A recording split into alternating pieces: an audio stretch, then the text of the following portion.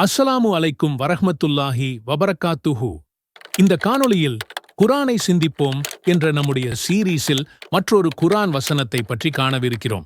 அடுத்தடுத்து வரவிருக்கும் வீடியோக்களை தவறாமல் பார்ப்பதற்கு நம்முடைய சேனலை சப்ஸ்கிரைப் செய்து கொள்ளுங்கள்.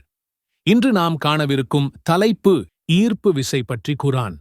பிஸ்மில்லாஹிர் ரஹ்மானிர் ரஹீம். நீங்கள் பார்க்கின்ற தூண்களின்றி வானங்களை அல்லாஹ்வே உயர்த்தினான். இவ்வசனம் வானத்திற்கு நம்மால் பார்க்க முடிகிற தூண்கள் இல்லை என்று கூறுகிறது. அப்படியென்றால் நம்மால் பார்க்க முடியாத தூண்கள் உள்ளனவா என்ற கேள்வி எழும்புகிறது. ஆம், நம்மால் பார்க்க முடியாத, நம் கண்களுக்கு தெரியாத ஈர்ப்பு விசை என்ற தூண்களின் மூலம்தான் வானங்களும் பூமியும் பிணைக்கப்பட்டுள்ளன. வானத்திற்கும் பூமிக்கும் இடையே புவி ஈர்ப்பு விசை, கிராவிடேஷனல் ஃபோர்ஸ் இருக்கிறது.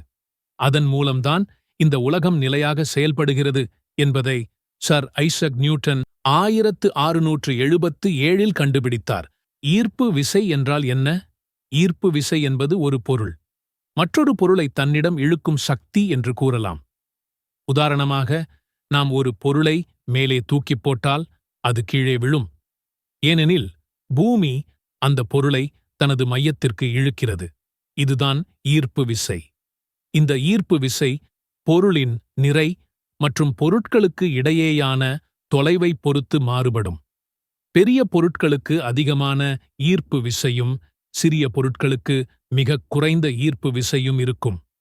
பூமி மிகவும் பெரியதாகவும் கனம் அதிகமானதாகவும் இருப்பதால் அதன் ஈர்ப்பு விசை மிக அதிகமாக உள்ளது.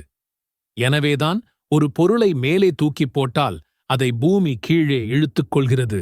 நிலவின் ஈர்ப்பு விசையை எடுத்துக்கொண்டால் அது பூமியை விட மிகச் சிறியது என்பதால் நிலவின் ஈர்ப்பு விசை சற்று குறைவானது. அங்கு ஒரு பொருளை மேலே தூக்கிப் போட்டால் அது கீழே வந்து சேர தாமதமாகும்.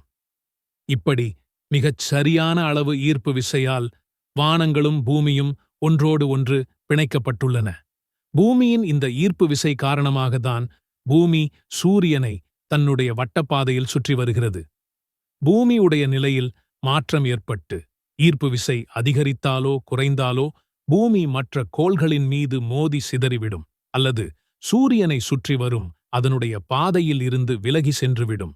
இதைப் பற்றியும் அல்லாஹ் குர்ஆனில் மற்றொரு வசனத்தில் விவரிக்கிறான். சூரா ஃபாத்திர் வசனம் 41. வானங்களும் பூமியும் இடம்பெயராதபடி அவனே தடுத்து வைத்துள்ளான். அவ்விரண்டும் இடம்பெறுமானால் அவனன்றி எவரும் அவற்றை தடுத்து நிறுத்த முடியாது. அவன் சகிப்புத்தன்மை உடையவனாகவும் மன்னிப்பவனாகவும் இருக்கிறான். சுப்ஹானல்லாஹ். இதை 7ஆம் நூற்றாண்டில் திருக்குர்ஆனில் அல்லாஹ் விளக்கியிருக்கிறான். 7ஆம் நூற்றாண்டில் வாழ்ந்த மக்கள் புவியீர்ப்பு விசை பற்றியெல்லாம் அறிந்திருக்கவில்லை. அல்லாஹ் அந்த மக்களுக்கு புரியும் வகையில் விளக்கியிருக்கிறான். தூண்கள் ஏதுமின்றி வானம் உயர்த்தப்பட்டிருப்பதை அனைவரும் பார்க்கிறோம். எந்த சிக்கலும் இல்லாமல் மிகப் பொருத்தமாக அதை படைத்தவன் யார் என்ற சிந்தனையை தூண்டும் வகையில் அல்லாஹ் இவ்வசனத்தை இறக்கியிருக்கிறான். அல்லாஹ் நம் அனைவருக்கும் நேர்வழி காட்டுவானாக.